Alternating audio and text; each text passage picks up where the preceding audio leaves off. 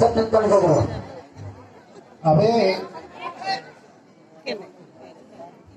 આપણે આજે જિલ્લાના મેળામાં બધા થયા છે, કામ ચાલુ છે. બોલોને આગળ કર્યા બાપે તો જીવનનો તો જબરદસ્ત અહીંયા ચાલુ થયું. બધાએ એક જ રૂપિયો જમા કરવાનો, પણ નામ લખા. ભાઈઓ આપણે કેમ પાછા પડીએ? બેનો બધાએ નામ લખાઈ દીધા.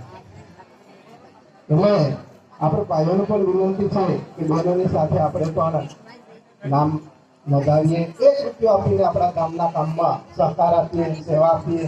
ઘણું મોટું કામ થવાનું છે તો એ આપણું ફળ થઈ જાય.